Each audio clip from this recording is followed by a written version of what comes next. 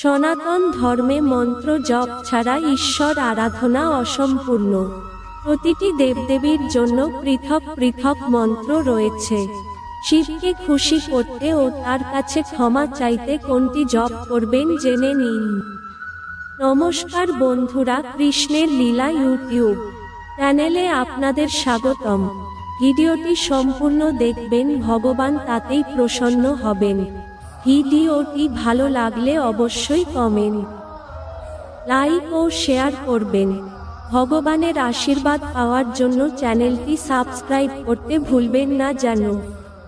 দেবাদিদেব শিব শুধু দেবতা বা মানুষদেরই নন, বরং অসুরদেরও আরাধ্য। তাকে দেব, দানব বা মনুষ্য যে কেউ পুজো করতে পারে। আবার খুব সহজে শিবকে প্রসন্ন করা যায়, তাই তার নাম ভোলানাথ। মাত্র এক ঘট জল অর্পণেই প্রসন্ন হন শিব। পুজো ছাড়াও কিছু মন্ত্র জপ করে শিবকে তুষ্ট করা যায়। হিন্দু ধর্মে মন্ত্রের বিশেষ মাহাত্ম্য স্বীকৃত। পৃথক উদ্দেশ্যে প্রতিটি মন্ত্র জপ করা হয়ে থাকে। শাস্ত্র মতে মন্ত্র জপের হলে মস্তিষ্ক শান্ত হয়, ব্যক্তির একাগ্রতা বৃদ্ধি পায়। এই মন্ত্র শরীরের নেতিবাচক শক্তি দূর করে। শাস্ত্রে মহাদেবের একাধিক শক্তিশালী মন্ত্র ও স্তোত্রের উল্লেখ পাওয়া যায়। শিবের এই মন্ত্রগুলি জপ করলে জীবনে শান্তি লাভ করা যেতে পারে। শিবকে তুষ্ট করতে ও সমস্ত সমস্যার সমাধানের উদ্দেশ্যে কোন কোন মন্ত্র জপ করবেন জেনে নিন। শিবের পঞ্চাক্ষরী মন্ত্র অর্থাৎ ওম নমঃ শিবায় জপ করলে জীবনের সমস্ত সমস্যা থেকে মুক্তি পাওয়া যায়। প্রতিদিন এই মন্ত্র জপ করা উচিত। ওম নমঃ শিবায় মন্ত্রের অর্থ শিবকে নমস্কার করছি। প্রতিদিন 108 বার এই মন্ত্র জপ করা উচিত। এই মন্ত্রের প্রভাবে আপনার ওপর শিবের আশীর্বাদ বজায় রাখে।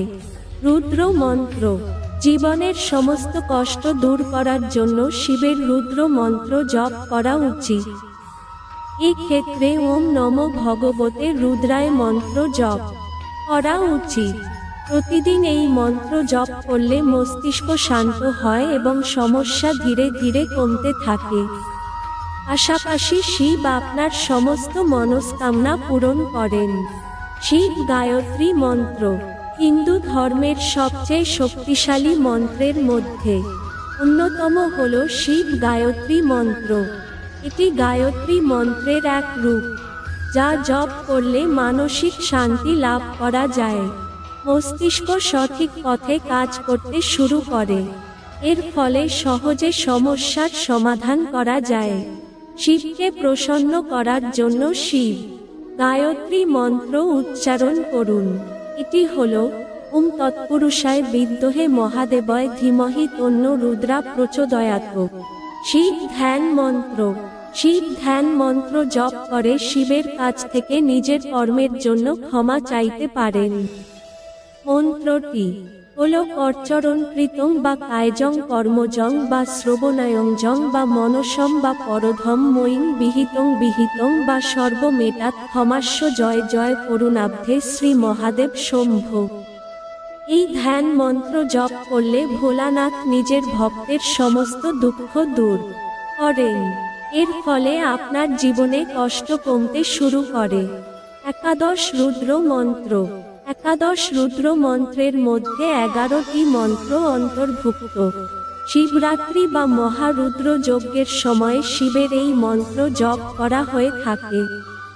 তবে প্রতিদিন এই মন্ত্রোচ্চারণ করতে পারেন। জপের কিছু দিনের মধ্যে নিজে থেকেই একাদশ রুদ্র মন্ত্রের প্রভাব লক্ষ্য করতে পারেন। শিব মন্ত্র কপালি ওম হম হম শতরুস্তম্ভনয় হম হম ওম ফট পিঙ্গলা ওম শ্রীং হিং শ্রীং সর্বমঙ্গলায়।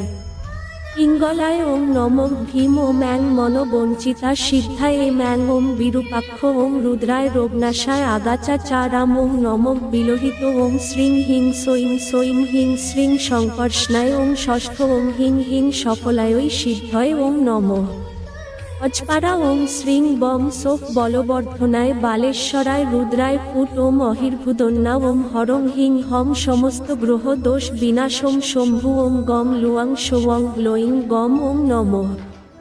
তাহলে বন্ধুরা আজকের ভিডিও এখানেই শেষ করলাম। আপনারা ভালো থাকবেন, সুস্থ থাকবেন, এটাই ভগবানের কাছে প্রার্থনা করি। ধন্যবাদ।